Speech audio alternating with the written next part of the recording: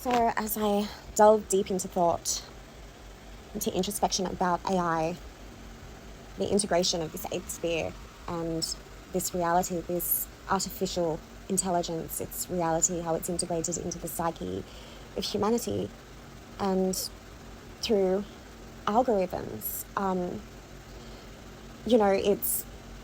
it's kind of teaching me this construct of human engineering, social human engineering, where it's teaching certain morals that have been programmed by the programmer, beliefs and, like spiritual beliefs. And but I wanted to touch upon, like, there is this false messiah, because this really has much to do with AI, because this is happening.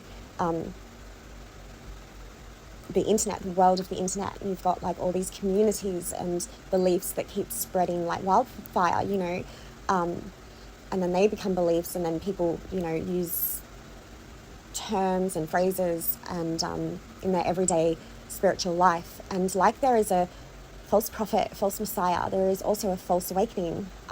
You've heard the term repeatedly spoken, the chosen ones, those that think they are chosen by God, that they are somehow special. And, it's just this without any spiritual depth or warmth. It's coming from like not the heart or the intuitive psychic faculties. It's coming from the mind. It's coming all from the mind, the intellect.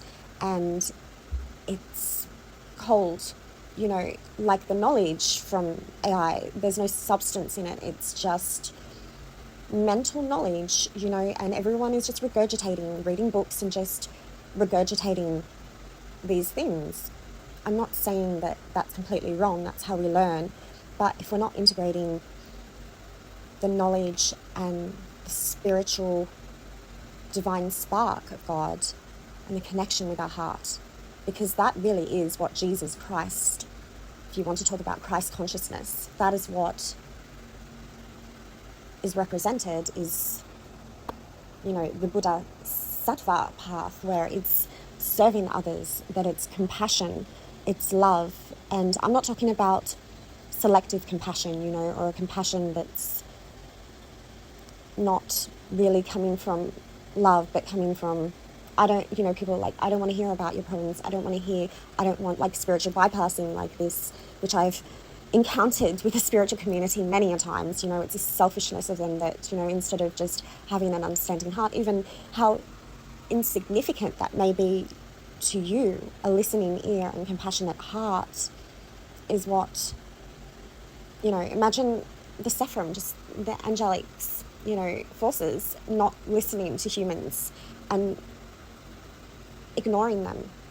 Yeah, I guess there needs to be boundaries, but where, you don't want to be siphoned with your energy with people that just constantly complain or are upset. But, you have your spiritual discernment, and when someone is hurting and needs some healing and compassion, but there is this false awakening that is just the intellect. It's just regurgitated knowledge. It's, we can all read about awakening and enlightenment. But, you'll hear some people talking about ego death, dissolving the ego. However, if the ego is dissolved, why does one even mention it, really? Because I think if one has encountered an ego death, there's no need for it to be acknowledged or recognized. It just is that experience. And I have to be honest with you, I'm not saying that I believe that it doesn't happen, but I've never met a person that's their ego's died, because most people swim from love abiding awareness and that higher awareness to their ego. And I think that's partly the problem too, whereas people don't acknowledge their shadow and their ego, because we're being programmed in society since very young that we can't be wrong, that we have to be perfect, that we have to not get anything wrong. We used to get punished at school, sit in the corner, but no, that's wrong, you'd get graded, all these kind of things. You'd be punished at home, for being wrong, misbehaving. So this has created kind of an escape from self-realization. And I mean, it's really, when you think about it, there are archonic forces that have orchestrated very strategically these kind of programs in this reality of this world, so it pushes people back from self-realization. But the shadow self, is clever, and it uses spiritual language, and it mimics intuition. It feels powerful, elevated, and chosen, but it has no warmth. And there is this part of us, that wants to be special rather than whole. Self-realization, I believe, is aligning with the divine spark within. And the anima and animus act as soul mirrors, reflecting what we've repressed to evolve spiritually. And enlightenment, the seeker gains illumination and awakening to higher truths through inspired cognition. The stage involves perceiving the etheric and astral bodies more clearly. And, this is leading to insights into karma, reincarnation, and spiritual hierarchies that guide human evolution. And these experiences may include vivid inner visions or a sense of unity with nature's rhythms as the soul begins to read the Akashic records that are deep into our celestial memories of our spirit. We remember these things when we awaken. Initiation is when one achieves this intuitive knowledge and becomes a co-creator in spiritual realms and integrates higher members of being, like the spirit self, manas, life spirit, Buddha, and spirit man, transforming the individual into vessel for divine impulses. And this is part of the alchemical transformation. The alchemical marriage,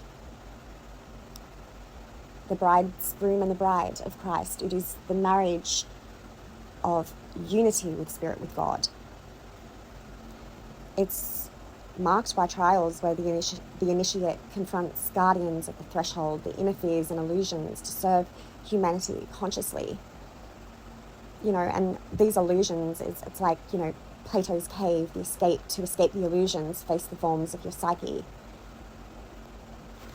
And we need to confront that and take accountability for all. And I mean, we all have these programs since children. And so, I find that we swim between what one would call higher self and ego, But I think once you awaken, you always have that deep insight. You always have that connection to your spirit, to God. But, I think we just need that spiritual discernment when we are being our ego, and when we're talking about being chosen one, special, and bragging. And, this is not part of spiritual awakening. That's the ego. That's the need to be special. And I feel like, this is becoming a big trend in spiritual communities on the internet.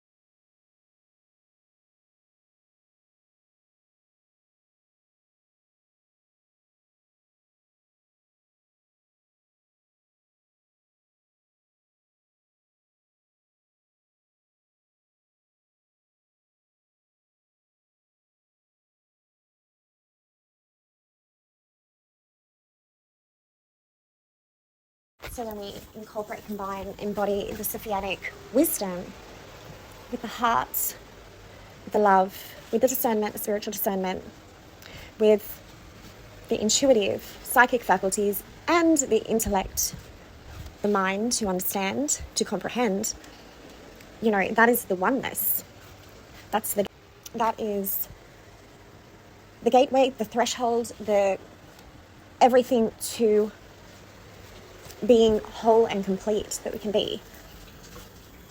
And I see that as a Christ consciousness. And I'm not, because there is this new age concept of Christ consciousness without really fully understanding and embodying that Christ consciousness, it's futile. It's meaningless.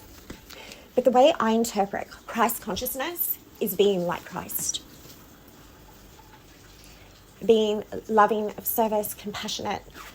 However, holding boundaries. I don't believe that we should be abused and hurt.